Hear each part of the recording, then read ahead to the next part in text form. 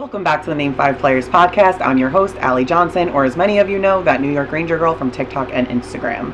Two things that I do not want to see comments on: the stains on my hoodie from my makeup, and the fact that my hair looks like I'm going to a cheerleading competition. The only thing fake about me are my hair extensions, and I did not feel like styling them at 7:15 at night, so my hair got thrown up in a ponytail. And yes, you heard that right. I am recording this at 7:15 p.m. because I did nothing but rot on my couch all day, watch the Mets game, watch Soto do nothing, answer DMs from relentless Yankee fans about how Soto did nothing today, even though he bent you over his knee in the two previous games. But yeah, I decided to do something productive at 7:15 and record episode 3 for you guys.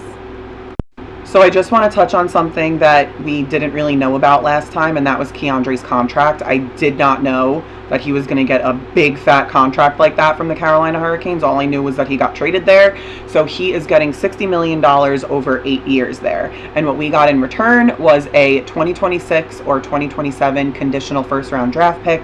We got a 2026 second round draft pick and a very, very highly rated by the Carolina Hurricanes defenseman, Scott Morrow. And I didn't know much about Scott Morrow, so I looked him up quite a bit. And he is a right-handed defenseman. I don't know that we really need one between like Adam Fox, Will Borgen, Braden Schneider. Like, I don't know like where he's going to fit. And I was also looking up his stats, and they're not great. And we are not historically known for developing defensemen very well. I hate to say that, but it's true. So I'm not sure how utilized he will be, but it will be interesting to see. And yeah, we will see how that works out for us. But I would have been okay with just the draft picks and, you know, a bag of potato chips. Also, for those of you who don't know, the 2026 draft class is like elite. Like, think Connor McDavid's draft class, Jack Eichel, Mikko Rantanen, Dylan Strome, like that draft class in 2026. So getting a first round draft pick is so important. Did I say Mitch Marner? Because he was in that draft too. Anyway, yes. So it's very important to get a first round draft pick. I just hope that the Rangers don't waste it and then, you know, get some amazing guy and then trade him away, because we have a history of doing that.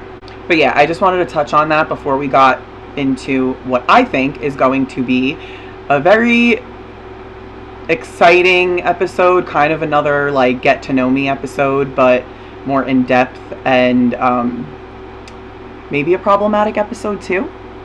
So I don't know if you guys are ever in my TikTok lives. They're usually like get readies with me and whatever, but when I am on TikTok live, I get asked to talk about a lot of like Ranger drama, all different kinds of situations, but the one that I get asked most is to talk about the Artemi Panarin situation. I know it's ancient, and I know that everyone has formed their opinions on it yet, and I even still get comments on my videos talking about how I support an essayer and this and that, whatever.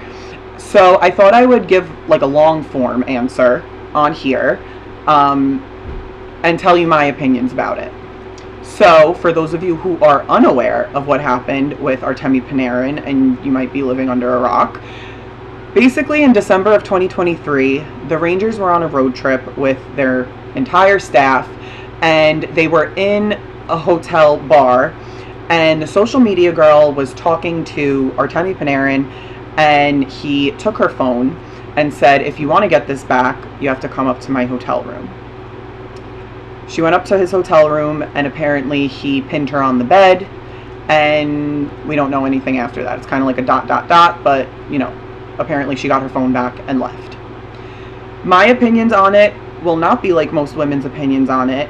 When it comes to athletes and women and claiming things like this, I take it with a grain of salt.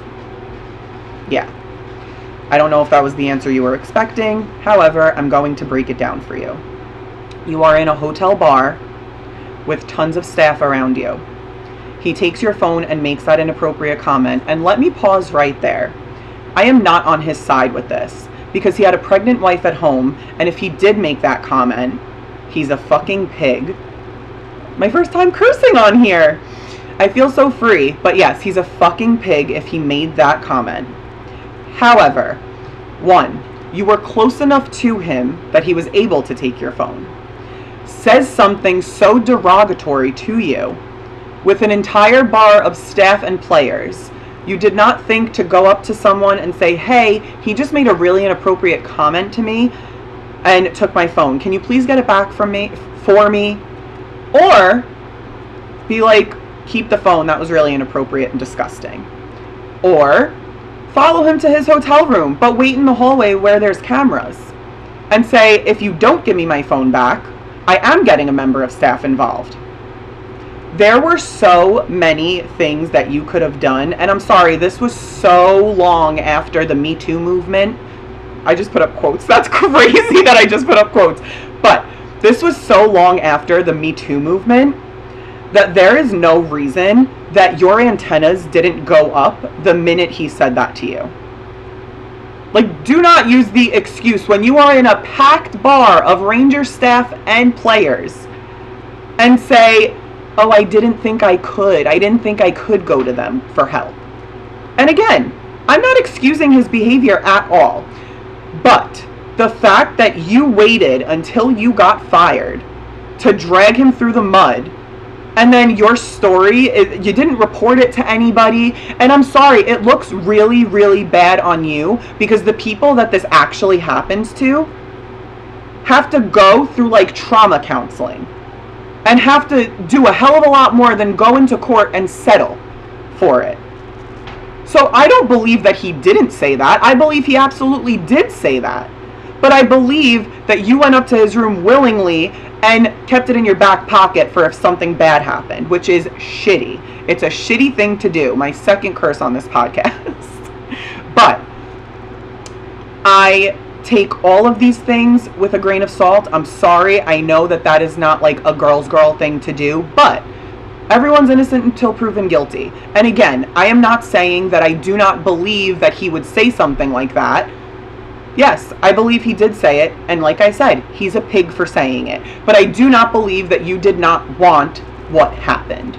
Again, these are just my opinions about the situation, but the timeline is just too perfect. Like, this same person that was giving anti-anxiety meds to a player gets fired, and then all of a sudden, like, the whistle is blown on this entire situation, and you settle out of court with a bunch of money. It's convenient. It is. And I'm sorry if that's not the answer that a lot of people want to hear, but it is what it is. And here's the thing, because he's a star athlete, he gets put on this pedestal, he gets, you know, the spotlight put on him, but take the star athlete thing out of it. He is a man getting drunk at a bar, says something inappropriate. We have all been there as women, where a man is getting drunk, says something inappropriate, and we're like, ugh, disgusting, I would never. So why wasn't that her reaction? She was with this team all the time, traveling with them, at the garden with them, all the time she was there. So for him to say something like that, turn off, ew, let me go get someone to help me. But that's just my opinion on it. Again, he may be a star athlete, but when he has his uniform off, he's still just a man. A man that was getting drunk at a bar that made an inappropriate comment. So yeah, that's my take on it, and that is probably the last time I will speak on it. And yeah, let's move on. And if you want to drag me through the mud about my opinions, it's fine. I deal with it all the time. Check my TikTok comments. Oh, so you support an essayer, you support an essayer. If that's what you want to call it, I'm telling you right now, I don't support the situation at all. I don't think he was right. I think he was wrong. I just don't think that she was as opposed to it as she said she was. And that's it. So now that's that on that. Another question I get asked all the time is like my game day routine. I don't really have like an away game routine, but I am very superstitious. So I will go through like when I'm going to a game, what my routine looks like then, and my superstitions when it's an away game and I'm watching on TV.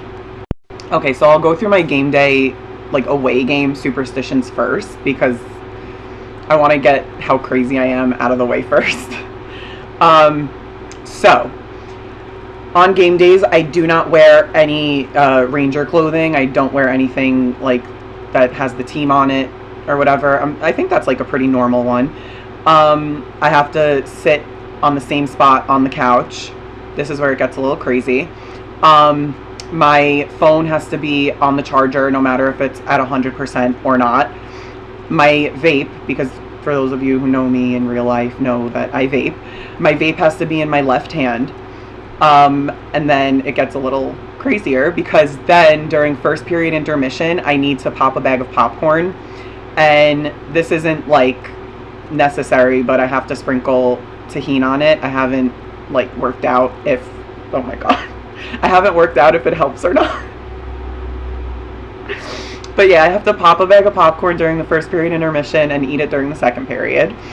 And then it doesn't matter which blanket, I have to have a blanket on me, but it is not all the way on me. It is by my waist and my feet have to be sticking out. Oh my god. I'm crazy. I don't know, like, does anybody else have these crazy superstitions? Yeah, so then it's the blanket thing, and then, I know there's something else that I'm probably, and then another one is, I have done this, but I don't like to do it. I don't like to go out on game days. Like, if it's an away game, I don't like going out to watch them. I feel like I don't have a very good record. Like, when I go out and watch, I feel like they don't win as often as if I'm watching from my couch. So I don't like to go out. But, I'm trying to think if there's anything else. Oh, so I have a Rangers candle. Hold on, I'll get it. So I have a Rangers candle. It's from Uncommon Goods, free plug. It has Madison Square Garden, the ice rink on top, and it has the Rangers, and it smells really good. And I notice when I burn it during a game, they normally win. So yeah, I think that's all of my superstitions. But you can tell me how crazy I am. You can tell me your crazy superstitions. Yeah, I know the popcorn thing is so weird. I know, and the blanket thing is very weird, and where I have to hold my vape, and I know I'm a weirdo. But those are my game day superstitions when it's an away game.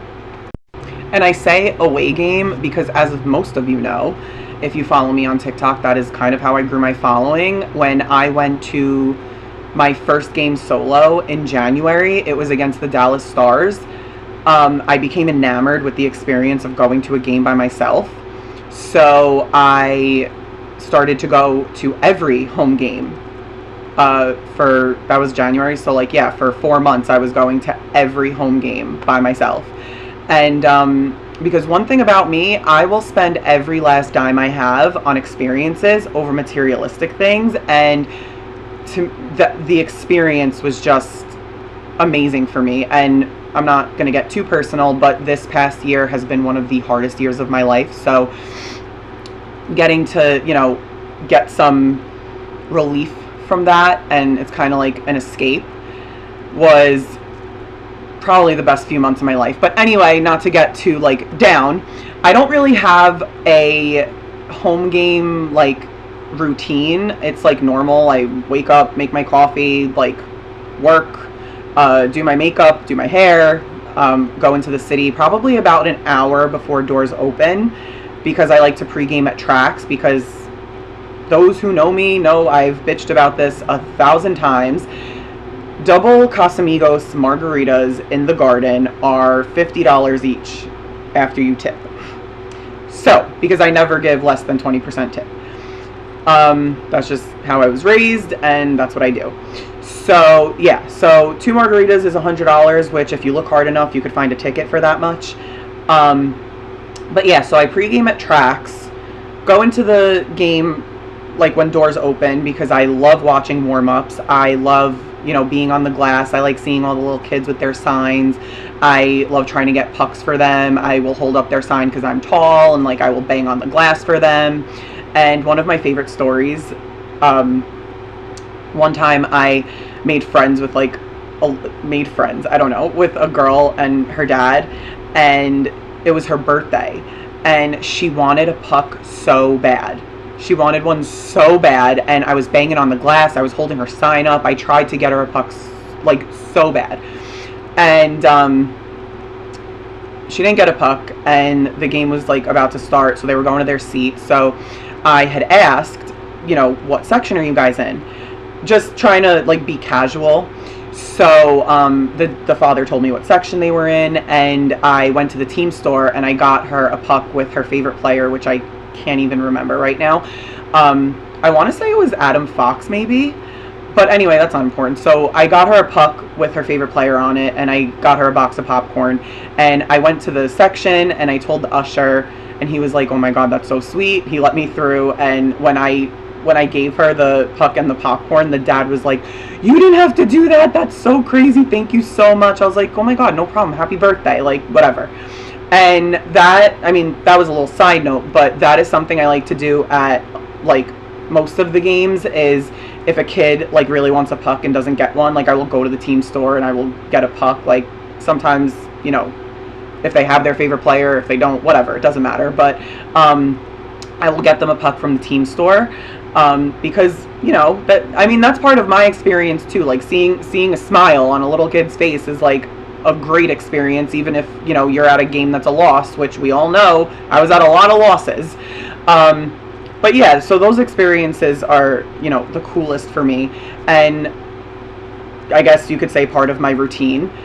But yeah, so then I just like watch the game. I don't really go out after the games. I have like a couple times, like I'll go to Mustang Harry's, and one of the times I went to Mustang Harry's, actually, Jimmy Vesey walked in with like, I guess like his agent or something. But yeah, he literally like walked right past me, and I didn't notice until he was sitting at the table, and I'm looking, and then like everyone's like mumbling around me like, that's Jimmy Vesey, that's Jimmy Vesey. But yeah, this has gone so off the rails. But anyway, so yeah, I don't have a specific like home game routine. It's basically just pre-gaming at tracks, going to watch warm-ups, watching the game. Sometimes I will go out after, sometimes I won't. But yeah, nothing groundbreaking. My away game experiences in my house are a lot weirder. Okay, so now I'm just going off of like questions that I've been asked like frequently, like when I'm on like TikTok live or something. But I've also gotten it on like Instagram. Like people are like, you go to so many games, like how do you decide what jersey to wear? And it's very weird that I am so superstitious with like away games, but when I'm going to a game, I'm not superstitious about the jersey I wear. I'm not the type of person that wears the same jersey to every single game, because I have so many, so like they're gonna go to waste if I don't wear them. But for me, it's really just like what I'm feeling. Like I don't know, like I don't really have like a method. I do have a few favorite jerseys. The 2022-2023 military appreciation jersey, it's the green one with the camo. That, I don't even have a name on the back, and I think I got it on like Mercari or something, like one of those like secondhand websites. But like the girl was selling it for so cheap, but like it was authentic. It had the tags on it and everything. Well, I don't want to like be like, oh yeah, it was definitely authentic, but that is like one of my favorite jerseys, but it doesn't have a name on the back, so I've only worn it like once. But yeah, so I have that one. I have obviously like my Cooley third jersey, which is another one of my favorites. The third jerseys are my absolute favorite jerseys. So I have a Panarin and a Cooley one.